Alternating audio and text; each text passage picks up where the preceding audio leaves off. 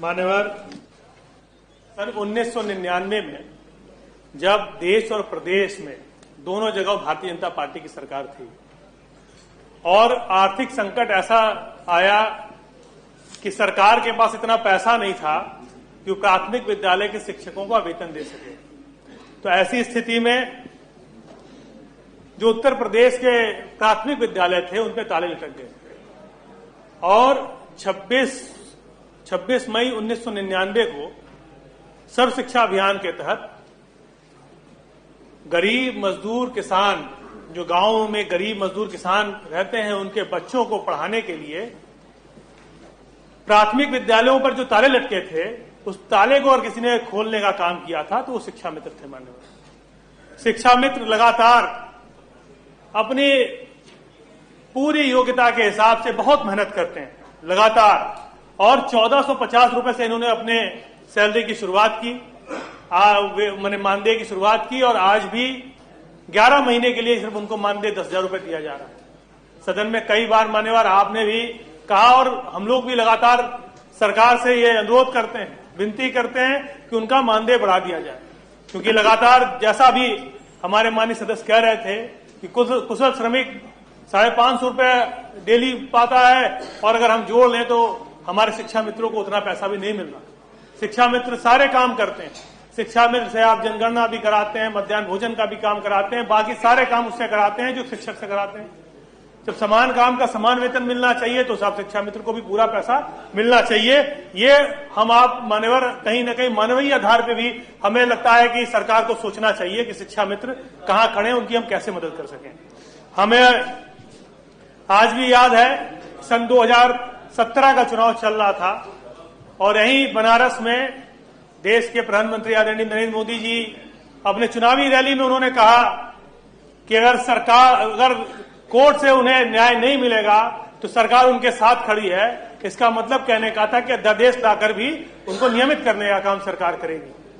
सारे शिक्षा मित्रों ने बड़े खुशी के साथ भारतीय जनता पार्टी को वोट दे दिया, और देने के बाद जिस तरह से जुमले सरकार के शुरू से रहे हैं वैसे ही जुमला निकल गया वो भी, और कहीं शिक्षा मित्रों को न्याय नहीं मिला। मान्यवर, हमारे साथियों, विधानसभा के बाद कल विधान परिषद में आशुतोष सिन्हा जी के द्वारा और उसके साथ ही साथ मान सिंह यादव जी के द्वारा, जो कि माननीय एमएलसी गण हैं समाजवादी पार्टी के, उनके द्वारा मामला जो है या फिर कहा जाए शिक्षा मित्रों के अस्थायीकरण का मुद्दा विधान परिषद में उठाया गया, जिसको लेकर के क्या कुछ कहा गया इनके द्वारा आगे वीडियो के माध्यम से आपके सुनाएंगे।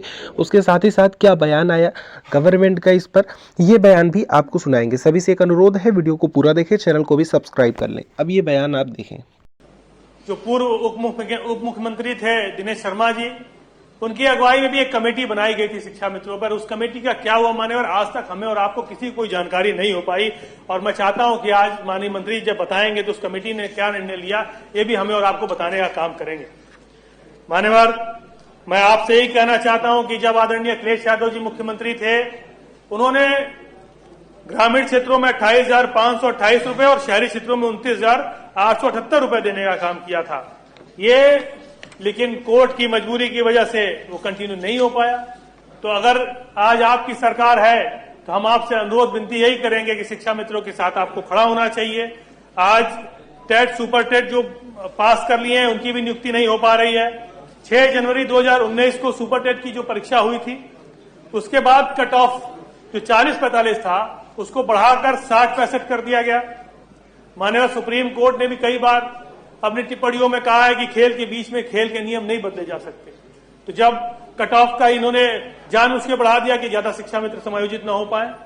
2021 में टेट का जो रिजल्ट हुआ वो अभी तक नहीं आया, साथ ही साथ उसके बाद कोई परीक्षा भी नहीं हुई।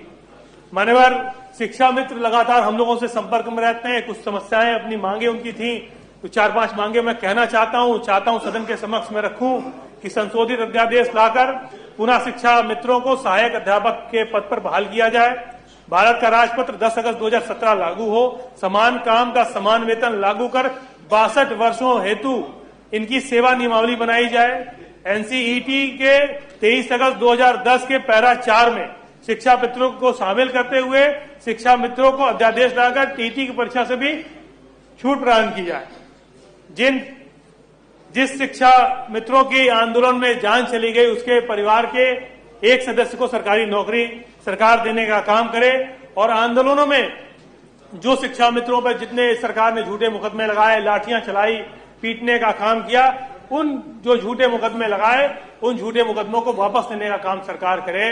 ज्यादा कुछ न कहते हुए मान्यवर, लगातार मैं ये 4 लाइन हमेशा शिक्षा मित्रों की कहता हूं, इसलिए फिर आज कहूंगा कि यूपी के शिक्षा मित्रों का हुआ हाल बेहाल है। वर्षों की सेवा का फल मिला बहुत कमाल है। बेटी सयानी बेटा भी करता सवाल है, आगे खाई पीछे कुआं बड़ा विशाल है। मैं इन्हीं शब्दों के साथ मान्यवर आपसे यही अनुरोध करता हूं कि पीठ से आज निर्देश हो जाए कि शिक्षा मित्रों को कम से कम मान्यवर सरकार बढ़ा दे, और इस महंगाई के जमाने में शिक्षा मित्रों को कुछ भला हो जाए। इसी के साथ मैं आज की कार्रवाई रोककर चर्चा कराई जाने की मांग करता हूं।